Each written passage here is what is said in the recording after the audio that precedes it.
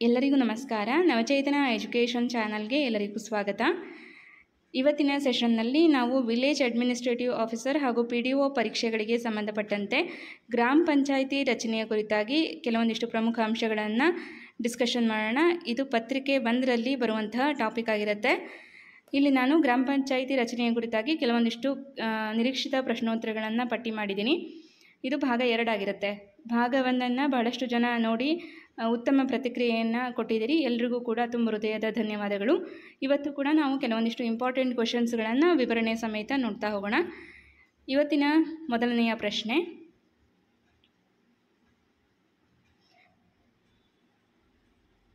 Ward ಸಭೆ ಮತ್ತು ಗ್ರಾಮ ಸಭೆಗಳನ್ನು ಎಷ್ಟು ತಿಂಗಳಿಗೊಮ್ಮೆ ನಡೆಸಬೇಕು ಅಂತ ಇದೆ. ಓಕೆ, ವಾರ್ಡ್ ಸಭೆ ಮತ್ತು ಗ್ರಾಮ ಸಭೆಗಳನ್ನು ಎಷ್ಟು ತಿಂಗಳಿಗೊಮ್ಮೆ ನಡೆಸಬೇಕು?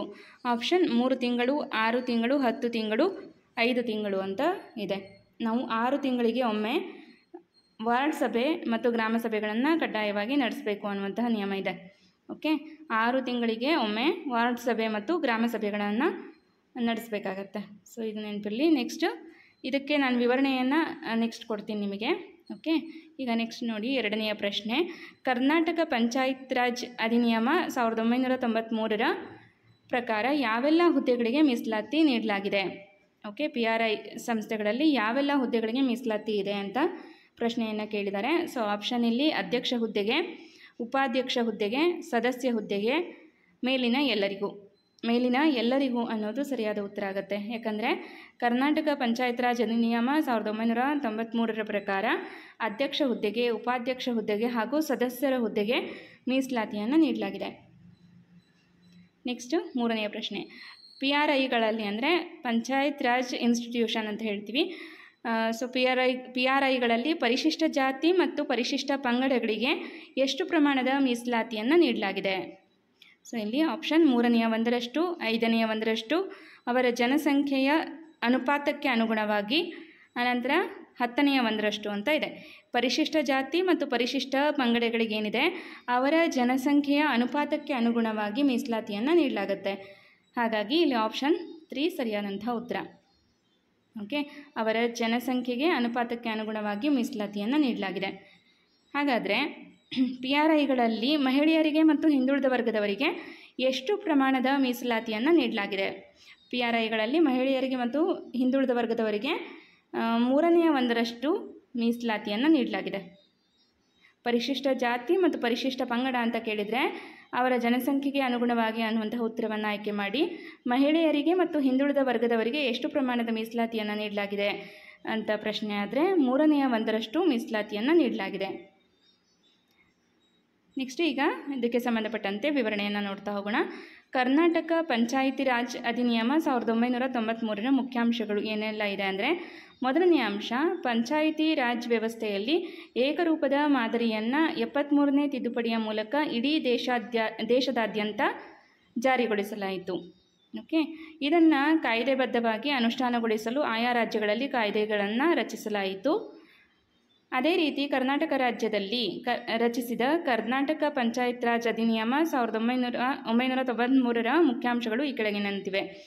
ಈಗ ನಮ್ಮ ಕರ್ನಾಟಕ ರಾಜ್ಯದಲ್ಲಿ ಒಟ್ಟು 3 ಹಂತದ ರಚನೆಯನ್ನು ನಾವು ನೋಡ್ತೀವಿ. ಗ್ರಾಮ ಪಂಚಾಯಿತಿ, ತಾಲೂಕು ಪಂಚಾಯಿತಿ, ಅನಂತರ ಜಿಲ್ಲಾ ಮಟ್ಟದಲ್ಲಿ ಜಿಲ್ಲಾ ಪಂಚಾಯಿತಿ ಇರುತ್ತೆ.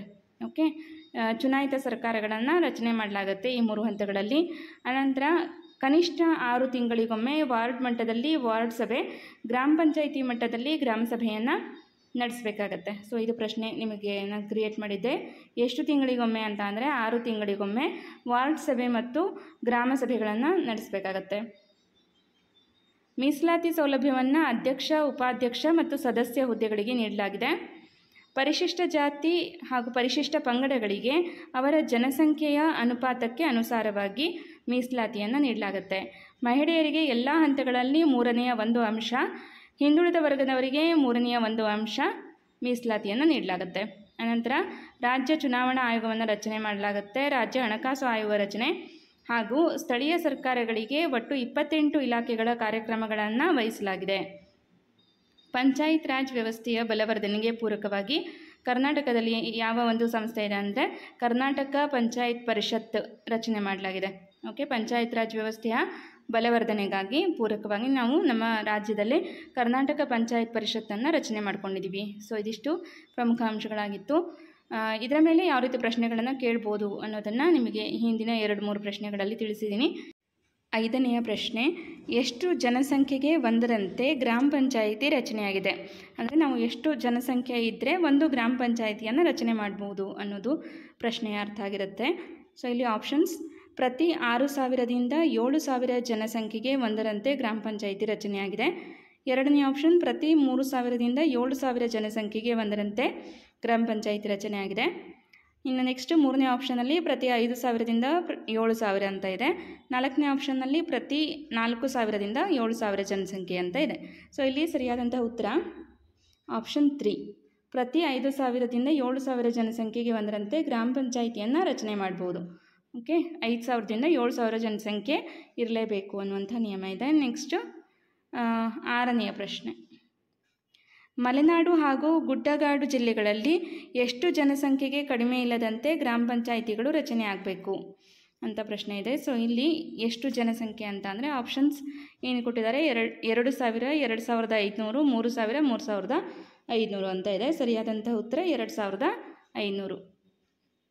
ಮಲೆನಾಡು ಹಾಗೂ ಗುಡ್ಡಗಾಡು ಜಿಲ್ಲೆಗಳಲ್ಲಿ ನಮಗೆ ಜನಸಂಖ್ಯೆ ಕಡಿಮೆ ಇರುತ್ತೆ. ಹಾಗಾಗಿ PRI ಸಂಸ್ಥೆಯ ನಿಯಮ ಏನಿದೆ ಅಂತ ಅಂದರೆ 2,500 ಜನಸಂಖ್ಯೆಗೆ ಕಡಿಮೆ ಇಲ್ಲದಂತೆ ಅಲ್ಲಿ ನಾವು ಗ್ರಾಮ ಪಂಚಾಯಿತಿಯನ್ನು ರಚನೆ ಮಾಡ್ಬೋದು.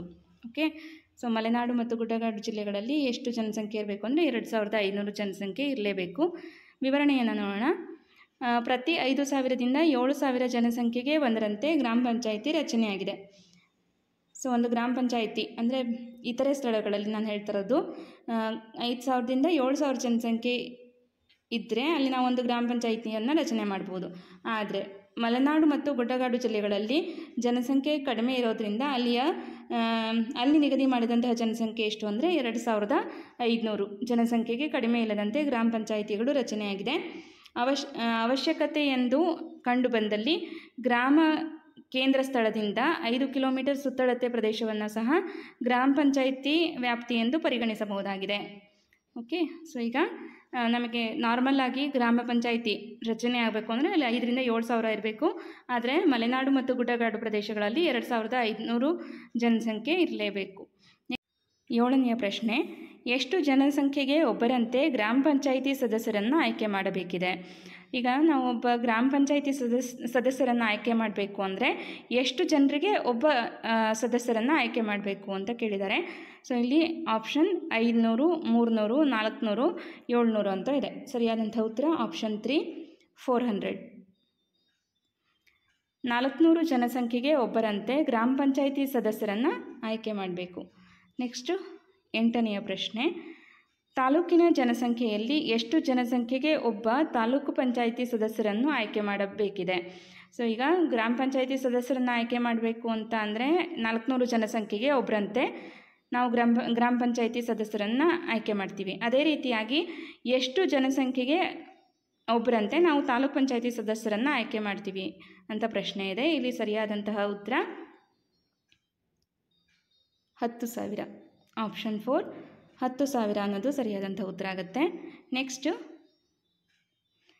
9ನೆಯ ಪ್ರಶ್ನೆ, ಜಿಲ್ಲಾ ಪಂಚಾಯಿತಿ ಸದಸ್ಯ ಸ್ಥಾನಗಳಿಗೆ ಸಂಬಂಧಿಸಿದಂತೆ ಕೊಡಗು ಜಿಲ್ಲೆಯಲ್ಲಿ ಎಷ್ಟು ಜನಸಂಖ್ಯೆಗೆ ಒಬ್ಬ ಸದಸ್ಯರನ್ನು ಆಯ್ಕೆ ಮಾಡಬೇಕು? ಇಲ್ಲಿ ವಿಶೇಷವಾಗಿ ನಿಮಗೆ ಕೊಡಗು ಜಿಲ್ಲೆಯಲ್ಲಿ ಅಂತ ಪ್ರಶ್ನೆಯನ್ನು ಕೇಳಿದ್ದಾರೆ. ಜಿಲ್ಲಾ ಪಂಚಾಯಿತಿ ಸದಸ್ಯ ಸ್ಥಾನಗಳಿಗೆ ಸಂಬಂಧಿಸಿದಂತೆ ನಾವು ಕೊಡಗು ಜಿಲ್ಲೆಯಲ್ಲಿ ಎಷ್ಟು ಜನಸಂಖ್ಯೆಗೆ ಒಬ್ಬ ಸದಸ್ಯರನ್ನು ಆಯ್ಕೆ ಮಾಡ್ತೀವಿ ಅಂತ ಅಂದರೆ ಇಲ್ಲಿ ಆಪ್ಷನ್ 10,000, 15,000, 18,000, 26,000 ಅಂತ ಇದೆ. ಸರಿಯಾದಂತಹ ಉತ್ತರ 18,000. ಓಕೆ, ಸೊ ಇಲ್ಲಿ ವಿವರಣೆ ನೆಕ್ಸ್ಟ್ ಕೊನೆಯಲ್ಲಿ ಆ್ಯಡ್ ಮಾಡಿದ್ದೀನಿ. 10ನೆಯ ಪ್ರಶ್ನೆಯನ್ನು ನೋಡೋಣ. ಉತ್ತರ ಕನ್ನಡ, ದಕ್ಷಿಣ ಕನ್ನಡ ಮತ್ತು ಚಿಕ್ಕಮಗಳೂರು ಜಿಲ್ಲೆಗಳಲ್ಲಿ ಎಷ್ಟು ಜನಸಂಖ್ಯೆಗೆ ಒಬ್ಬ ಸದಸ್ಯರನ್ನು ಆಯ್ಕೆ ಮಾಡಬೇಕು? ಆಪ್ಷನ್ 50,000, 30,000, 40,000, 20,000 ಅಂತ ಕೊಟ್ಟಿದ್ದಾರೆ. ಉತ್ತರ ಕನ್ನಡ, ದಕ್ಷಿಣ ಕನ್ನಡ ಮತ್ತು ಚಿಕ್ಕಮಗಳೂರು ಜಿಲ್ಲೆಗಳಲ್ಲಿ 30,000. ಆಪ್ಷನ್ 2 ಸರಿಯಾದಂತಹ ಉತ್ತರ. 30,000 ಜನಸಂಖ್ಯೆಗೆ ಒಬ್ಬ ಸದಸ್ಯರನ್ನು ಆಯ್ಕೆ ಮಾಡಬೇಕು. ಓಕೆ, ಸೊ ಈಗ ಈ ಎಲ್ಲ ಪ್ರಶ್ನೆಗಳಿಗೆ ವಿವರಣೆಯನ್ನು ಇಲ್ಲಿ ಲಾಸ್ಟಲ್ಲಿ ಆ್ಯಡ್ ಮಾಡಿದ್ದೀನಿ. ನಿಮಗೆಲ್ಲ ಪ್ರಶ್ನೆಗೂ ವಿವರಣೆ ಇಲ್ಲೇ ಸಿಗುತ್ತೆ. ಪ್ರತಿ 400 ಜನಸಂಖ್ಯೆಗೆ ಒಬ್ಬರಂತೆ ಗ್ರಾಮ ಪಂಚಾಯಿತಿ ಸದಸ್ಯರನ್ನು ಆಯ್ಕೆ ಮಾಡಬೇಕಿದೆ. ಅನಂತರ ತಾಲೂಕಿನ ಜನಸಂಖ್ಯೆಯಲ್ಲಿ ಪ್ರತಿ 10,000 ಜನಸಂಖ್ಯೆಗೆ ಒಬ್ಬ ತಾಲೂಕು ಪಂಚಾಯಿತಿ ಸದಸ್ಯರನ್ನು ಆಯ್ಕೆ ಮಾಡಬೇಕಿದೆ. ಹಾಗೆ ಜಿಲ್ಲಾ ಪಂಚಾಯಿತಿ ಸದಸ್ಯ ಸ್ಥಾನಗಳಿಗೆ ಸಂಬಂಧಿಸಿದಂತೆ ಕೊಡಗು ಜಿಲ್ಲೆಯಲ್ಲಿ 18,000 ಜನಸಂಖ್ಯೆಗೆ ಒಬ್ಬ ಸದಸ್ಯರನ್ನು ಆಯ್ಕೆ ಮಾಡಬೇಕು. ಹಾಗೂ ಉತ್ತರ ಕನ್ನಡ ಮತ್ತು ದಕ್ಷಿಣ ಕನ್ನಡ ಕೂಡ ಇದೆ, ಬೇರೆ ಬುಕ್ಕಲ್ಲಿ ರೆಫರ್ ಮಾಡಿದೆ. ಉತ್ತರ ಕನ್ನಡ ಮತ್ತು ದಕ್ಷಿಣ ಕನ್ನಡ ಹಾಗೂ ಚಿಕ್ಕಮಗಳೂರು ಜಿಲ್ಲೆಗಳಲ್ಲಿ 30,000 ಜನಸಂಖ್ಯೆಗೆ ಒಬ್ಬರಂತೆ ನಾವು ಸದಸ್ಯರನ್ನು ಆಯ್ಕೆ ಮಾಡಬೇಕಾಗತ್ತೆ. ಹಾಗೆ ಉಳಿದ ಜಿಲ್ಲೆಗಳಲ್ಲಿ ಎಷ್ಟು ಜನಸಂಖ್ಯೆ ಅಂತ ಏನಾದರೂ ಪ್ರಶ್ನೆ ಆದರೆ ಸಾಮಾನ್ಯವಾಗಿ 40,000 ಜನಸಂಖ್ಯೆಗೆ ಒಬ್ಬರಂತೆ ಜಿಲ್ಲಾ ಪಂಚಾಯಿತಿ ಸದಸ್ಯರನ್ನು ಆಯ್ಕೆ ಮಾಡಬೇಕು. ಸೊ ಇಲ್ಲಿ ನೀವು ನೆನ್ಪಿಟ್ಕೊಳ್ಬೇಕಾಗಿರೋದು ಕೊಡಗು ಜಿಲ್ಲೆಯಲ್ಲಿ 18,000, ಉತ್ತರ ಕನ್ನಡ, ದಕ್ಷಿಣ ಕನ್ನಡ ಮತ್ತು ಚಿಕ್ಕಮಗಳೂರು 30,000, ಬೆಂಗಳೂರು ಕೂಡ 30,000 ಅಂತ ಎಲ್ಲ ಓದಿದ್ದೀನಿ. ಅದನ್ನು ಒಂದು ಸತಿ ಚೆಕ್ ಮಾಡೋಣ. ನೆಕ್ಸ್ಟ್ ಪ್ರಶ್ನೆಯಲ್ಲಿ ಅದನ್ನು ಆ್ಯಡ್ ಮಾಡೋದಕ್ಕೆ ಸಾಧ್ಯ ಆದರೆ ಮಾಡ್ತೀನಿ. ಬೆಂಗಳೂರು ಕೂಡ 30,000 ಅಂತ ಓದಿದಂತಹ ನೆನಪು. ಬಟ್ ಇವನ್ನ ನೆನ್ಪಿಟ್ಕೊಳ್ಳಿ, ಉತ್ತರ ಕನ್ನಡ, ದಕ್ಷಿಣ ಕನ್ನಡ, ಅನಂತರ ಚಿಕ್ಕಮಗಳೂರು 30,000 ಜನಸಂಖ್ಯೆಗೆ ಒಬ್ಬ ಜಿಲ್ಲಾ ಪಂಚಾಯತ್ ಸದಸ್ಯರು. ಹಾಗೂ ಇನ್ನುಳಿದಂತಹ ಜಿಲ್ಲೆಗಳಲ್ಲಿ ಒಟ್ಟು 40,000 ಜನಸಂಖ್ಯೆಗೆ ಒಬ್ಬ ಸದಸ್ಯರನ್ನು, ಜಿಲ್ಲಾ ಪಂಚಾಯತ್ ಸದಸ್ಯರನ್ನು ನಾವು ಆಯ್ಕೆ ಮಾಡ್ತೀವಿ. ಓಕೆ, ಸೊ ಇದಿಷ್ಟು ಇವತ್ತಿನ 10 ಪ್ರಶ್ನೆ ಆಗಿತ್ತು. ಆದರೆ ಒಂದು ಅಂಶ ನಿಮಗೆ ತಿಳಿಸ್ಬೇಕಾಗಿತ್ತು. ಪಾರ್ಟ್ 1ನಲ್ಲಿ ಒಂದು ಕ್ವಶನ್ ಇದೆ, ಸೊ ಅದನ್ನು ನೋಡೋಣ. ಇದು ಪಾರ್ಟ್ 1ನಲ್ಲಿ ನಾನು ಕೇಳಿರುವಂತಹ ಒಂದು ಪ್ರಶ್ನೆ. ಇಲ್ಲಿ ನೋಡಿ, ಭಾರತದ ಸಂವಿಧಾನಕ್ಕೆ ಯಾವ ವರ್ಷದಲ್ಲಿ 73ನೇ ತಿದ್ದುಪಡಿಯನ್ನು ಮಾಡಲಾಯಿತು? ಸೊ 73ನೇ ತಿದ್ದುಪಡಿಯನ್ನು ಜಾರಿ ಮಾಡಲಾಯಿತು ಅಂತ ಇಲ್ಲಿ ಸೇರಿಸ್ಕೊಳ್ಳಿ. ಓಕೆ, 73ನೇ ತಿದ್ದುಪಡಿಯನ್ನು ಯಾವಾಗ ಜಾರಿ ಮಾಡಲಾಯಿತು ಅಂತ ಪ್ರಶ್ನೆ ಆದರೆ 1993. ಅದೇ ನಮಗೆ ಪ್ರಶ್ನೆಯನ್ನು ಭಾರತದ ಸಂವಿಧಾನಕ್ಕೆ ಯಾವ ವರ್ಷದಲ್ಲಿ 73ನೇ ತಿದ್ದುಪಡಿಯನ್ನು ಅಂಗೀಕಾರ ಮಾಡಲಾಯಿತು ಅಂತ ಪ್ರಶ್ನೆ ಆದರೆ 1992. ಒಂದೇ ಪ್ರಶ್ನೆಯನ್ನು ಎರಡು ರೀತಿಯಲ್ಲಿ ಕೇಳ್ಬೋದು. ಯಾವಾಗ ಅಂಗೀಕಾರ ಮಾಡಲಾಗಿದ್ದು ಅಂತ ಅಂದರೆ 1992. ಅದೇ ತಿದ್ದುಪಡಿಯನ್ನು ಯಾವಾಗ ಜಾರಿಗೆ ತರಲಾಯಿತು ಅಂತ ಅಂದರೆ 1993. ಈ ಪ್ರಶ್ನೆಯಲ್ಲಿ ತಿದ್ದುಪಡಿಯನ್ನು ಜಾರಿ ಮಾಡಲಾಯಿತು ಅನ್ನೋದನ್ನು ಆ್ಯಡ್ ಮಾಡಿರಲಿಲ್ಲ. ಸೊ ಜಾರಿ ಮಾಡಲಾಯಿತು ಅಂದರೆ 1993, ಅಂಗೀಕರಿಸಿದ್ದು ಅಂದರೆ 1992. ಸೊ ಇದನ್ನು ಕ್ಲಿಯರಾಗಿ ತಿಳ್ಕೊಳ್ಳೇಬೇಕು, ಯಾಕಂದರೆ ಪ್ರಶ್ನೆ ಯಾವುದ್ರ ಮೇಲೆ ಬೇಕಾದರೂ ಕೇಳ್ಬೋದು.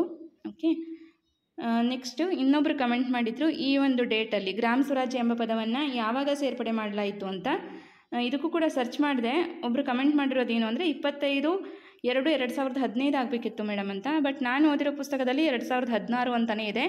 ಇದರ ಬಗ್ಗೆ ಹೆಚ್ಚುವರಿ ಮಾಹಿತಿ ಗೊತ್ತಿದ್ದವರು ಇದಕ್ಕೆ ಸರಿಯಾದ ಉತ್ತರ ಯಾವುದು ಅನ್ನೋದನ್ನು ತಿಳಿಸಿ ಹೇಳಿ. ಯಾಕಂದರೆ ಇದು ನಾನು ಇವಾಗಲೇ ಓದ್ತಾ ಇರುವಂತಹ ಸಬ್ಜೆಕ್ಟ್ ಆಗಿದೆ. ನಾನು ಓದಿರುವಂತಹ ಪುಸ್ತಕದಲ್ಲಿ 25/2/2016 ಅಂತಲೇ ಇದೆ. ಮತ್ತು ನಾನು ಕೂಡ ಹೆಚ್ಚಿನ ಸೋರ್ಸನ್ನು ಕಲೆಕ್ಟ್ ಮಾಡ್ತಾ ಇದ್ದೀನಿ ತರಗತಿ ಮಾಡಲಿಕ್ಕೆ ಅಂತಲೇ. ಸೊ ನನಗೆ ಹೆಚ್ಚು ಸೋರ್ಸು ಸಿಕ್ತು ಅಂದರೆ ನಿಮಗೆ ಹೆಚ್ಚಿನ ಪ್ರಶ್ನೆಗಳನ್ನು ಕೊಡೋದಕ್ಕೆ ಸಾಧ್ಯ ಆಗುತ್ತೆ.